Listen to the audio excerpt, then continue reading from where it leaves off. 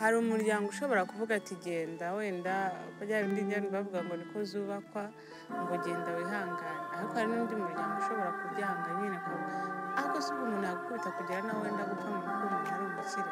Imira Imana ko yampaye umugore mwiza mwabonaga katambere rega nimwe baraberanye cyane mugore w'agafaranga baraberanye cyane mumvugire ngo amena cyane naho nakipfira none ibindi byose uri bwanarize ukongeraho birakureba ubu namubyaje umwana w'umuhungu. Bamwe baragira bati burya kabaye icwende ni koga, abandi bati nta bandi iri sirimu, abandi bati kamere ntikurwaho na reka. Uyu ni Bishop Gafaranga wamenyekanye cyane cyane ku mbuga nkoranyambaga.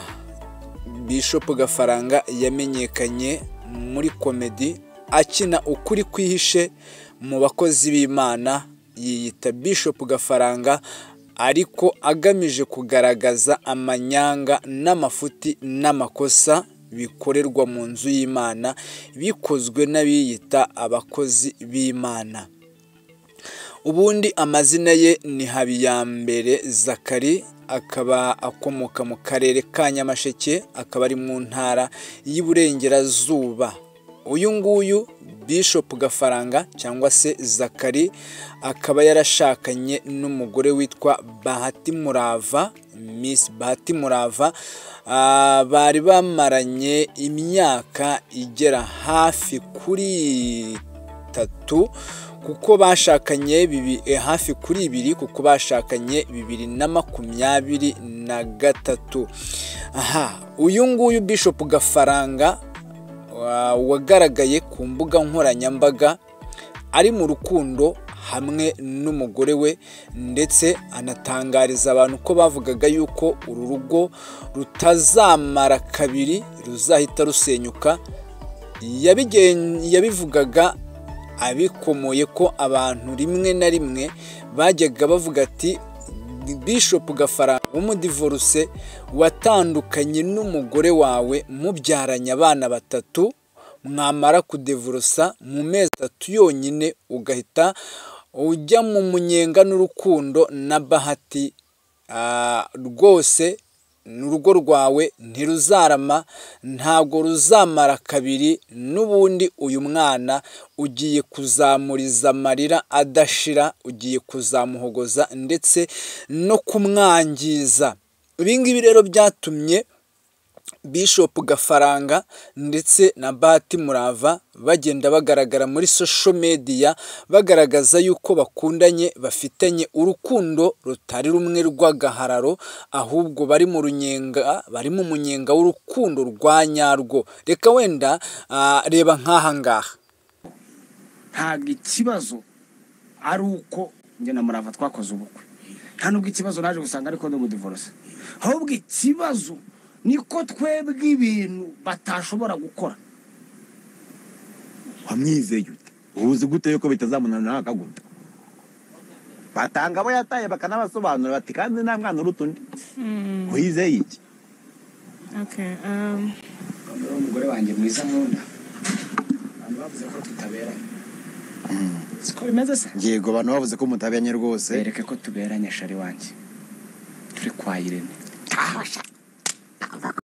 Naho ibingibi babaga berekanye byabaga bimeze nka kagahezo ka konvoyeri kuri vora, kuko Murava akimara kugera mu rugo nyuma y'amezi 9 yonyine yatangiye gukorerwa ihohoterwa ndetse atangira gukubitwa nk'izakabwana, ariko abantu babinuganuga bakaza bakajya kuri kamera nkaho bakoreraga ibiganiro kwa Irene ndetse no kwa Isimbi, ubwo ni kwa Murungi Sabi, ni kwa Chita Magic.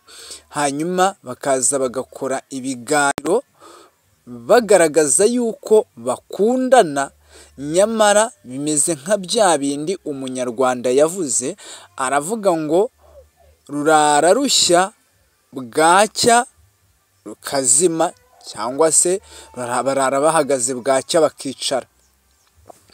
Rero uyu Bishop Gafaranga ubundi watangiye ubuzima butangiriye mu mujyi wa Kigali, atangiye akora akazi ko mu rugo, aragakora rwose, agakora neza, biza no kumuhira, abivamo ajya mu ntuza, abona uwundi mushinga akoramo, ari naho yakuye agatubutse, agera no muri komedi naho biza kumuhira, aza guhura n'uyu mukobwa wari umuhanzi uririmba indirimbo zo kuramya Imana ndetse no kuyihimbaza, utari wakamenyekanye ariko wari ufite ubwiza Gafaranga yabonye agahita abona atagotwa, butuma na Gafaranga nawe ubwe ahita amwiyegereza ariko binyuze mu muziki, nawe aramanza aririmba indirimbo zo kuramya Imana ndetse no kuyihimbaza.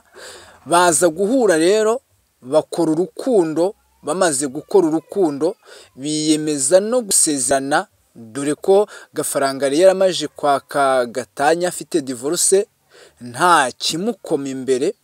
Bakora ubukwe, bamaze gukora ubukwe nibwo batangiye kujya baza bakajya mu nsengero bagashima Imana, nkaho Bishop Gafaranga ati nimuririmbe mundirimbire kubera ko mwari mwararirimbye nabi, ariko kuri ubu ngubu nimuririmbe neza. Haranavuga ati niyo mwavuga amagambo ameze gute, njyewe umugore wanjye naho nakwipfira ubu ndamukunda, namaje no kumubyaza umwana w'umuhungu.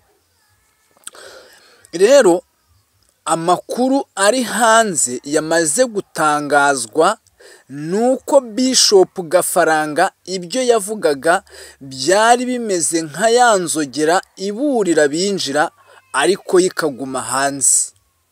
Bya Gafaranga yavugaga byari bimeze nka yanzogera iburira abinjira ariko igasigara hanze, kuko Bishop Gafaranga yagiye agaragara mu bitangazamakuru, mu biganiro bigiye bitandukanye, avuga yuko umugabo ukubita umugore aba ari imbwa, ariko akabivuga avuye mu rugo amukubise cyangwa ari butahe akamukubita, akaza akavuga yuko umugabo w'umukene aba ameze nk'aho atagira ubwenge, ndetse ngo niyo akubise umugore ngo ntibisona neza, ngo ariko umugabo ukubise umugore ari umukire aravuga ngo bisona neza.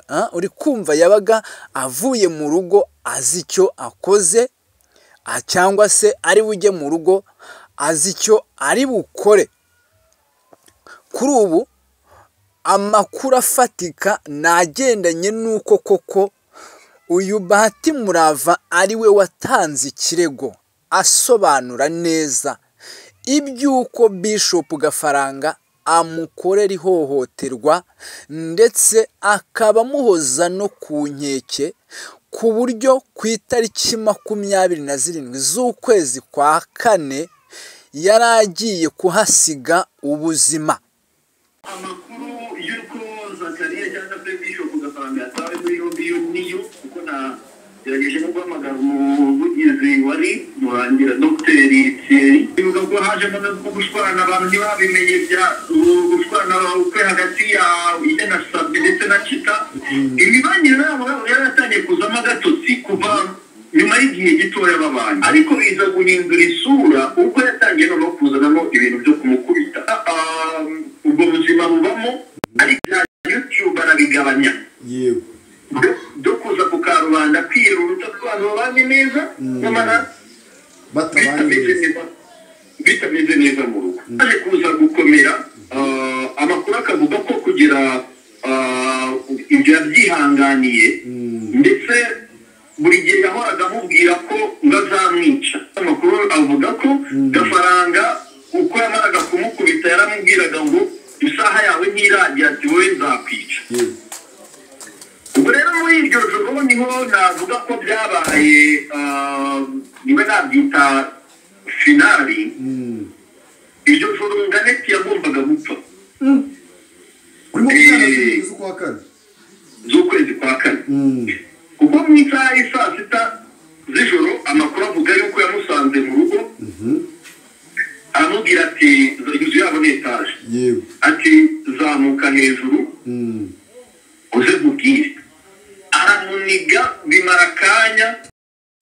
gusa nyuma y'uko Bishop Gafaranga we na Murava n'ubundi bakomeje kugenda bagaragara nk'aho ibyo bari guhisha bijya ku karubanda bikamenyekana, bageze aho ibyo kugaruka ku mbuga nkoranyambaga kwijijisha no kwiyoberanya babivamo barabihagarika.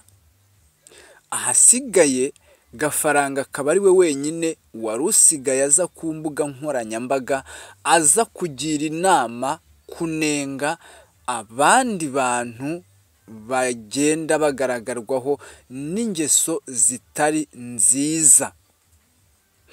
Uyu Bishop Gafaranga wamaje gucumbikirwa n'urwego rw'ubugenzacyaha RIB kandi wamaje kugaragarwaho, reka mvuge ngo si ubunyangamugayo, wamaje kugaragara ko uko yigishaga abandi we atari ko yarari.